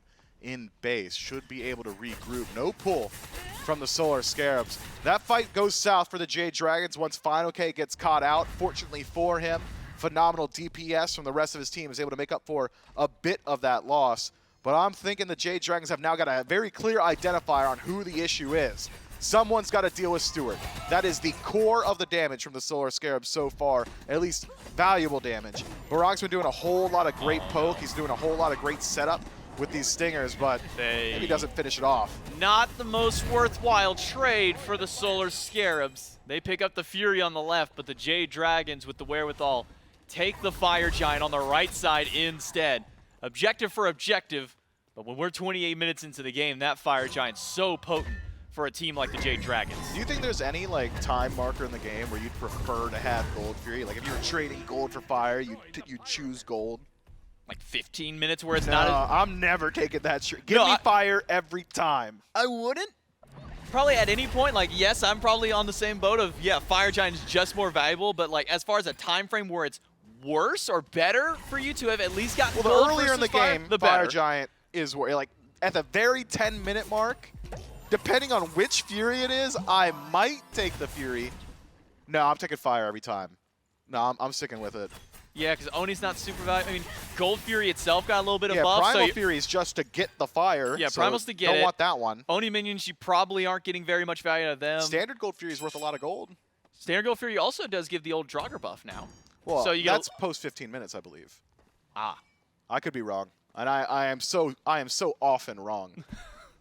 Don't worry, we're all wrong. Somebody will correct us. Don't worry about that. Yeah, get in the chat. I'm sure they're blasting me right now. But for the Jade Dragons, with a very small gold lead, again, it's only been bouncing around this 2,000 to 3,000 mark pretty much the entire game. But might finally start to see a little bit of a climb up for the Jade Dragons. But at this point, players are starting to finish out their builds, leveling up starter items. I'm looking at Pagon, who grabbed a Deathbringer final item, kind of some shades of OG Naja when you would go that crit style of build and just make that ultimate slam for 300-400 plus every single one of those shots. Curious how much damage he'll do against some of these carries once these fights break out around Phoenixes. Well, he's only got about 8 seconds for beads to be down, so maybe Pagon keeping his eyes peeled for Stewart on the map. By the time I finish that thought, those beads will have been up. So the Solar Scarabs now fighting at full strength. Every ultimate and relic available. Phoenix is just being melted away by Panda Cat. No one body blocking the autos from the Charybdis. A lot of HP taken away. But now you can see some of the benefits of the buffs that the Solar Scarabs have picked up. The Charybdis does get down into the Whirlpool, so it gets away from the CC of the Scarabs, but Scream will speed the team up. Slow push into this Phoenix by the Jade Dragons. Yeah, maybe you have somebody rotate over towards mid. That mid wave pushed up pretty significantly, favoring the Dragons. Could push into the tier 2 instead. Who am I kidding? It's a team fight. Work your way into the Phoenix. See if you can take away some of those resources. The Solar Scarabs playing very, very safe here. Aren't going to give up anything for free. All ultimates held onto. Only one relic used so far. It's that blink from Scary D. You can see that scepter that Stewart's holding on to, giving a little bit of health back to the Phoenix. Fields of Love does find a few people, but they're able to all get out. PBM pulled back into the coffin, but Panda Cat finds a kill for his team, finds one with the ult. Scream grabs one of his own, and Scary D jumps away. Final K finds a kill. Panda Cat finds a double. It's only Sam left.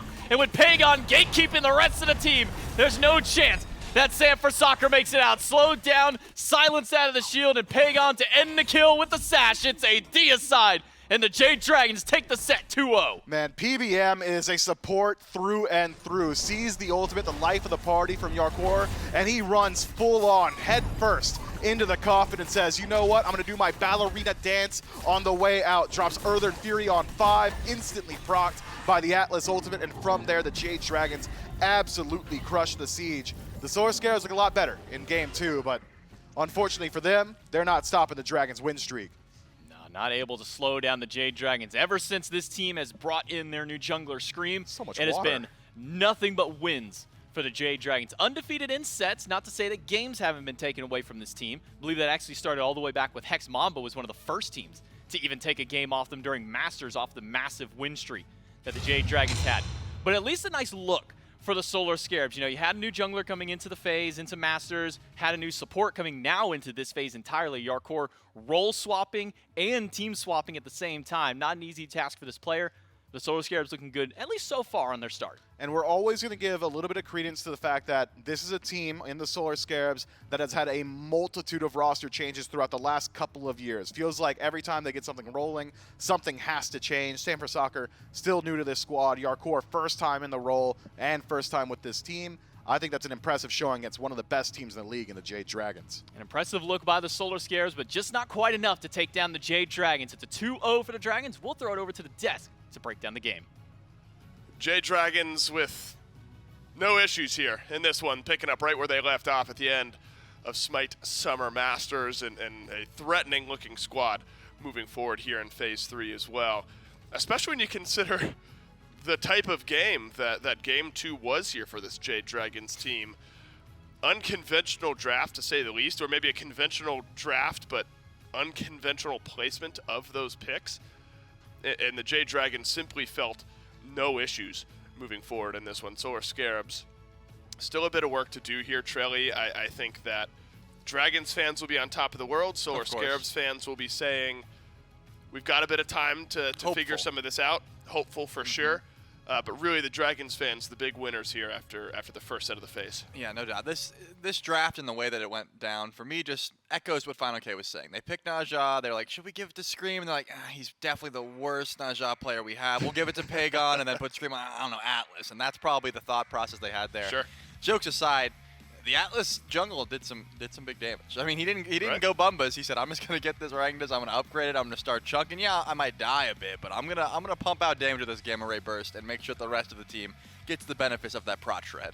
I think that it speaks to the mental of this Jade Dragons team, Trelly, where they've gotten themselves along a very clear communication line with one another, and I think that shows you a bit of confidence in a good way moving forward. We saw lots of smiles, laughter in the team booth after game number 1 and their win, and even in picks and bans for game number 2. I think it really shows you that this Jade Dragons team starting to believe a bit. You know, early on in the year looked good, but didn't quite hit that stride, and then now starting to hit that point where Dragons still a team to be feared. No steps missed after SMITE Summer Masters. So the Jade Dragons able to win their first game of the phase, and as such, Jade Dragons standing by now for the post-game interview.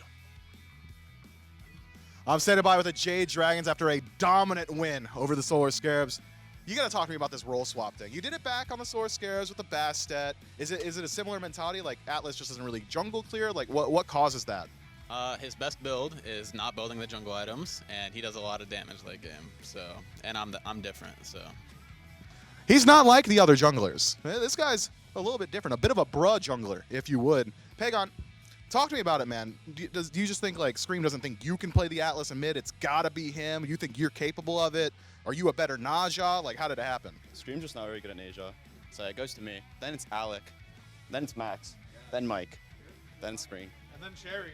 Oh, Cherry. Cherry's 2. I'm 1. Well, I gotta come back over here, man. That can't be true. You can't be the worst Naja on the team, right? I mean, they just try to humble me. It's not working, so that's just how it goes. You guys didn't see it, but if this were on Twitter, there would have been a nerd emoji at the end of that sentence. It's been the Jade Dragons. Congratulations on the 2-0, boys. Thank you for your time. I think the best indicator of a Jade Dragons team that is feeling themselves is that type of post-game interview. Absolutely.